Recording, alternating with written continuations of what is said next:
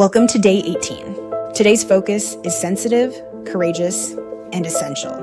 Why STI testing matters, even if your spouse's betrayal wasn't physical. I want to begin by saying this clearly and gently. You are not being paranoid. You are not overreacting. You are honoring your body with truth and dignity.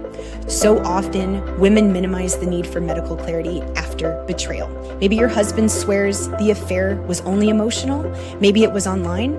Maybe he promises there was never any sexual contact. But research shows that emotional affairs often lead to or conceal physical ones. And even if they don't, they still take a physical toll on your body through stress, anxiety, and trauma. Your body deserves care, full care, not just emotional or spiritual, physical, medical, scientific care. When we treat betrayal as just a matter of the heart, we ignore the fact that your body, your actual physical body, has been affected. It has held tension, it has carried the stress, it may have developed symptoms, it may now carry risk, and it deserves to be checked, tended to, and protected. You are not doing this out of fear, you're doing it out of stewardship. Think about how often in Scripture the body is treated as a temple. St. Paul tells us, you are not your own, you were bought with a price. Therefore, glorify God with your body. That includes treating your health seriously, even when you wish you didn't have to. Some women hesitate because they feel ashamed. They wonder, if I go get tested, does that mean I think I'm unclean? Does it make me look dramatic? Does it show I don't trust him? Friend, your health isn't about how trustworthy he is. It's about how loved you are. Testing isn't a judgment on your husband, it's an act of mercy for your body. And let's be honest, many husbands aren't fully forthcoming after disclosure. That's not always because they're malicious. Sometimes they're ashamed. Sometimes they've repressed, minimized, or forgotten parts of the story. Sometimes they don't even consider online pornography or illicit massages to be real sexual contact, but they are. And some of them carry physical risk. You deserve clarity. You deserve to sit across from a medical provider, look them in the eye and say, please test me for everything. Not because you're dirty, but because you matter. This isn't about fear. It's about reclaiming your agency.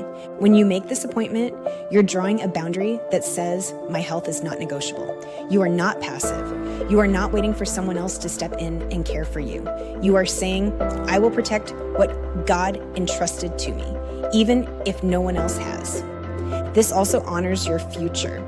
Imagine one day trying to rebuild physical intimacy with your husband, or one day entering a future relationship, God willing, if your marriage cannot be restored.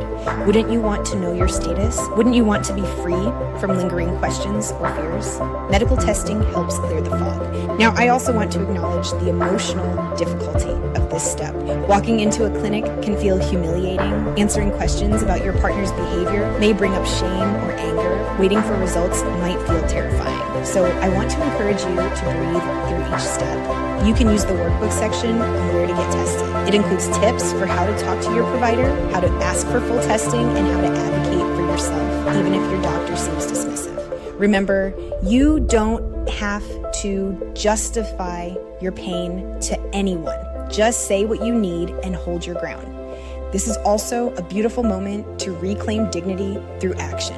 Today's virtue is dignity, and that's not a word that means looking polished or holding it together. Dignity is the unshakable truth that your body is good even if it's been through betrayal. Dignity says nothing someone else did can take away the image of God in me. St. Josephine Bakhita, today's patron, was kidnapped, abused, and enslaved as a child. And yet, she came to believe in her worth through Christ. She once said, I am definitively loved. I am awaited by this love. And so, my life is good. That's the voice I want you to hear today. Your life is good. Your body is good. Your courage is good. And today, that courage is going to walk you through one of the most tender acts of self-protection you can make. You don't need to wait until you feel ready. You just need to take the next step. If it helps, bring a friend with you. Or write a short script for yourself so you don't freeze up during the appointment. If you feel triggered or overwhelmed, use one of the grounding tools from the workbook. But please don't put this off. Your health matters too much. And one more thing, no matter what your results are, you are not dirty. You are not unworthy. You are not a problem. If a test comes back positive, it doesn't mean you are less holy. It doesn't mean you're stained. It means your body is asking for help, and you're brave enough to give it. This moment is not your identity. It's a stop along the path to healing. Let's close with this. You are not alone in this. The Lord walks beside you to the doctor's office. He sits in the waiting room with you. He stands beside the nurse. He steadies your hand when you fill out the paperwork. He sees you're trembling and says, "Be not afraid. I have called you by name. You are mine."